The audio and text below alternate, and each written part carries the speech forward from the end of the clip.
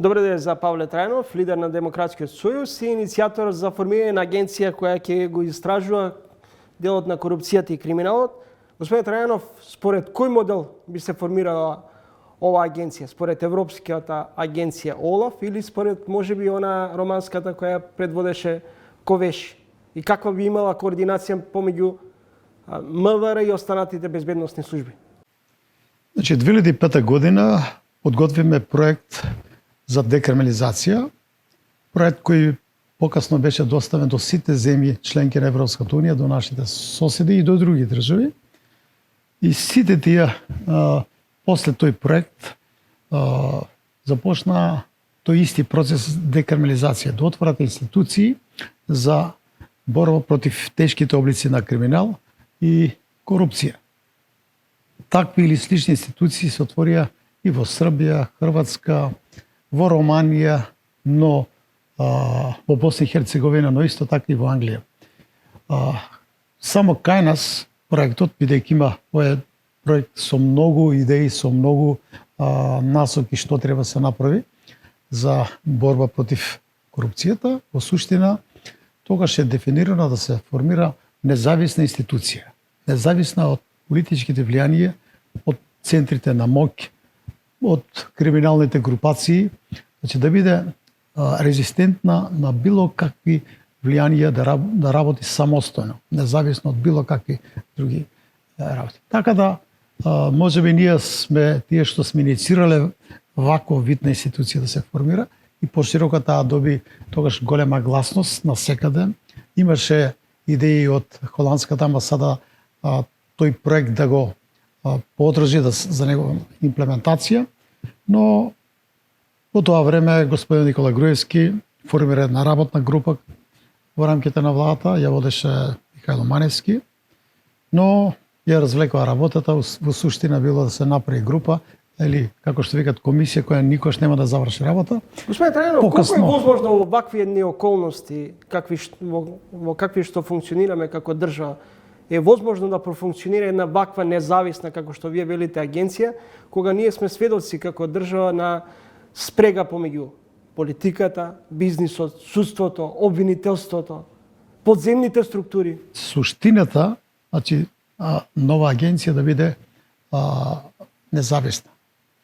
Затоа што предлагам борд или управен одбор, кој што ќе го бира низ транспарентна постапка директорот со мандат од 5 или 7 години. Овој борд предлагам да биде составен од универзитетски професори, новинари, од невладиниот сектор кои што работат на откривање на тешки облици на криминал. Има представници, предлагам и од парламентот, едниот да биде од опозиција, едниот од власта, представник од Државната комисија за спречување на корупција, од обвинителството. И се разбира дека уште има отворени прашања, но вака овој композит на управен одбор дава гаранција дека не може ниту една политичка партија, уште помалку државна институција, да се меша во работата. Ви кажам конкретен пример. Еве деновиве излегува многу информации за сомнежи околу набавката, не знам, на мазут, на електрична енергија, на лекови. Новинарите тоа го откриваат, невладиниот сектор исто така тоа на еден и друг начин го документира, го презентира во јавноста. Сега се поставува клучното прашање. Која од институциите, државни институции, ќе започне тие работи да ги документира? Ниту една, бидејќи сите се под контрола на власта. Ако имаме една ваква независна институција, таа може... Кога велите сите се под контрола на власта, сите 30 години на исти начин функционира овој систем во државата. Ние немаме за окружок. Си овие 30 години, вие говорам и како пратеник, но и како партија, речи си секојаш сте со власта. Независно, не можете да сум јас во власта со 15 пратеници, до сега 10 пати ќе го поминев овој проект и ќе имавме независна институција. Така да, до сега ВМРО, ДПМН и СДСМ се партии кои што добиваат најголема поддршка од граѓаните, тие се менуваат, но ниту една од овие политички партии, уште помалку ДОИ, имат јасна, чиста определба за борба против корупцијата и криминалот. Се е на изјави, се е на пресконференции. Не сакат да се формира, досега не сакат да формират ваква институција, бидејќи таа ќе ги офати и самите тие што се носители на високи државни функции. Ова институција. Еве за пример, конкретни случаи. Романската специјална обвинителка беше разрешена откако стигна до врвовите на политичките елити. Полицијата Олаф не успеа да го инициира судењето на бугарскиот премиер Борисов, кој по 24 часа беше ослободен. Сега прашањето ми е едноставно. Кој би се, условно кажано, дрзнал да ги апси Заев, Мицковски, големите бизнис зверки, судиите, обвинителите? Оваа институција, работените ќе имат посебни права и овластовина, ќе бидат во суштина овластени службени лица, ќе можат да работат оперативно, да соберат докази, да документират, да поднесат кривични пријави и се разбира, можат да определат задржување, дури трае постапката, се разбира сите тие активности, тоа е посочено дека ќе се одвија во сработка со јавниот обвинител за организиран криминал. Оперативната истрага или оперативните активности мора да ги извршуваат исклучително способни луѓе, високи професионалци, кои што тоа што ќе го подготват мора да биде аргументирано, подкрепено со сериозни докази, со информации, податоци. Таква пријава подготвена не може никој да ја сруши. Антикорупцијскиот одред би действувал за криминал над 100.000 евра, нели е помалку нелогично за луѓе кои милиони вртат, туку така едноставно да Тие решенија се преземени од кривичниот законник. Значи, дефинираме да не се занимава оваа агенција со ситен криминал. Еве, повторно нагласувам, ако сега имаме набавка 100 милиони евра, не знам за мазут или не знам уште повеќе 280-300 милиони евра за увоз на електрична енергија. Ако имаме сомнежи, значи тоа се само сомнежи презентирани во јавноста, бидејќи сепак ја не водам истрага или кажете ми кој тоа ќе го истражува, реков, оваа институција тоа ќе го истражува. Ќе соберат докази. Или друг случај, ако судски совет донесе ослободителна одлука за очигледен криминал, корупција со неколку стотици милиони евра, исто така. Имаме сега таков случај. Кој ја истражува оперативна работата на судија на јавно обвинител? Никој во државата. Тие се заштитени. Дури во Уставот се вградил амандман дека судија за донесена одлука не може кривично одговара. Ако судија не одговара за тоа што донел одлука, а за тоа примил 2 или 3 милиона евра, да ослободи некој криминалец од носителя на јавни функции кој што ја ограбил државата, кажете ми зашто ќе одговара судијата, ако тој суставот е амнестиран од било каква одговорност ако донесе соодветна судска одлука. Тоа значи дека и никој не ги нив сега вработува. На времето МВР, оделите за организиран криминал, за економски криминал, работеа оперативно, ги истражуваат тие работи. Сега никој. Значи, сега битката против корупцијата, против криминалот ја водат медиумите, новинарите и невладените организации. Ние немаме институција која што во изминатите 15 години открила крупен случај, голем случај на корупција, на криминал. Затоа што секојаш овие институции се под директна контрола на власта и тие работат на случај што претходната власт, условно кажано. И тоа излегува дека се води хајка, неселективен, да речеме, селективен пристап. А за актуелните носители на јавни функции, ја не сите не ги обвинувам, но голем дел се вклучени во криминал активности. Јавните набавки, 90% се наместени од државата. Прво ќе се најде кој ќе заврши работата, јавната набавка, а после тоа се распишува јавен тендер. Дури сега имаме уште полошо, сега имаме компанија која што директно ќе извршува со директна спогодба градежни работи за огромни суми, за стотици милиони евра. Тој процес кој ќе го контролира, кажете ми? Кој? Затоа што ја не сум сумничав во се да се сомневам. Но ако имаме ние институција независна, таа ќе обезбеди генерална превенција. Знаат дека не може председател на владата да рече тоа ставете го, или министрот, или лидерот на политичка партија, не знам, носител на друга функција, може да биде само политичка функција, да е во опозиција, ама да има влијание со својот авторитет или најавата дека тој ќе биде следниот председател на влада или министер, исто така да влие на овие институции. Господин Трајанов, дали не мислите дека треба да се укине можноста за спогодбено решавање помеѓу обвинителството и обвинетиот? Многу често осудениот се обидува слободата да се ја купи со пари. А при тоа далеку стигаме и до можноста за конфискување на имот. Значи, тоа е едно од суштествените сугестии и предлози, кога ќе се утврди нелегално стекнат имот, ова агенција да предлага, се разбира, иницира постапка за конфискација на имотот и забрана на политичко действување.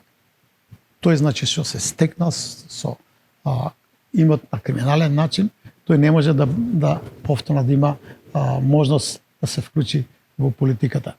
Тоа значи дека целиот овој процес е така компониран, целиот овој законски решение, што дават гаранција за успех. До сега, дали вие познавате некој судија, обвинител, адвокат, кој што завршил со казна затвор, во ситуација кога, например, се обидувале да работат предмети и со години да ги држат во фиока, со цел предметот да застари? Препознавате ли спрега помеѓу и блискост помеѓу судија, обвинител? Значи, препознавам најголема близина е политиката, носителите на високи функции и судот. Тие се борат за независно судство, носиме закони, меѓутоа во суштина независноста е се дотогаш додека не дојде на власт партијата или тие што ќе извршат високи функции.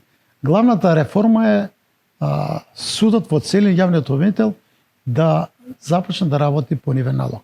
Тоа е реформата досега. И нема одговорност. Многу тешко, бидејќи никој не работи на откривање на можната одговорност, на можната корумпираност на јавен обвинител на судија. Ние знаеме, имаме како заврши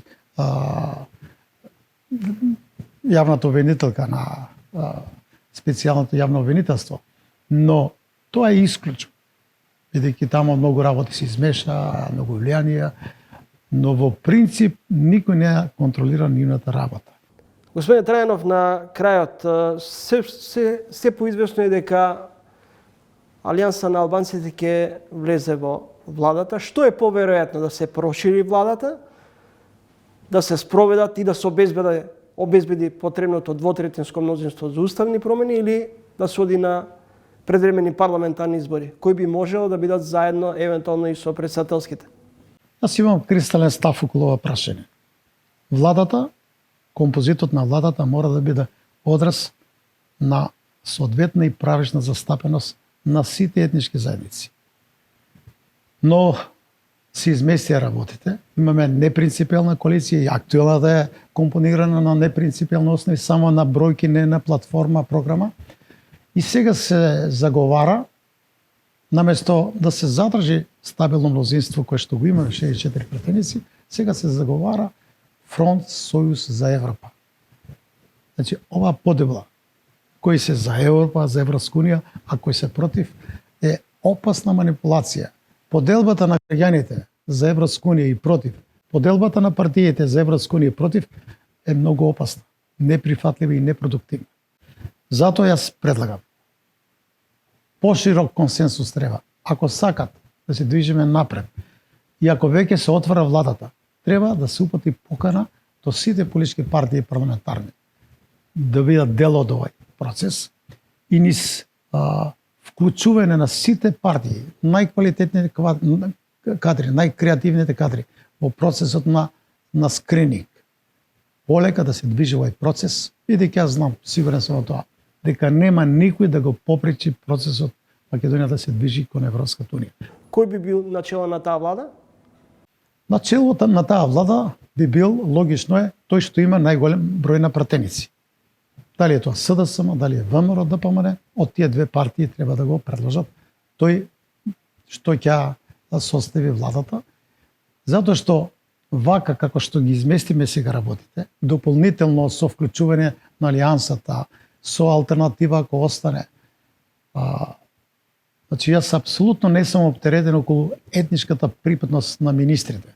Ние се работи за поделба согласно уставот, тоа амандман 6, каде што стои многу јасно дека мора органите на власта да се запази соодветна и правишна застапеност на граѓаните од сите етнички заедници и во другите институции на власта.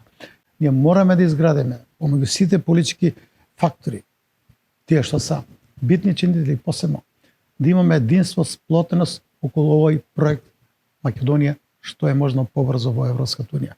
Се друго е манипулација и купување на ефтини политички поени, а во суштина актуелната борба за композитот на владата е да се влезе во владата, да се обезбедат министерски места, други позиции во јавните предпријатија, да се отвори процес на нови вработувања по партиски список. Тоа мислам дека на Македонија не е потребно. Им потреба само реформи. Еве, 3 реформи би предложил на кои што приоритет треба да се даде, а не на уставните промени, кои што веќе 8 месеци помина од донесувањето на одлуката за прифаќање на францускиот предлог. За 8 месеци немаме ниту една буква напишано околу уставните амандмани. Нема ништо. Само галама, дигање тензии, поделби. Јас наместо тоа, тој процес нека се одвива, нека се подготват амандманите. Јас наместо тоа прашање да биде топ тема секаде и предлагам. Прво се запатиме за реформи околу борбата против тешки облици на криминалот, околу криминалитетот. Втора работа реформи на судскиот систем. Значи не може реформи на судскиот систем да се подготвуваат врз основа на платформи, подготвување од неколку совет за реформи и така натаму. Пишуваат 50-60 страници, тие ми личат на поранешните ставови на Централниот комитет. Ништо од нив не можеш конкретно да имплементираш и да започнеш некакви реформи. Мене ми треба министер кој што за 10 дена ќе подготви оперативен план за реформи во судскиот систем и тие за 3 месеци да ги спроведе. Тоа е реформа, тоа е ефикасност и тоа значи дека градење на доверба кај граѓаните дека системот се реформира, се градат институции кои што ќе воспостават ред по државата и ќе има имплементација на законите врзани за правна држава, законите да важат за сите подеднакво и се разбира веќе тоа го спомнав скрининг процесот. Се вклучат сите.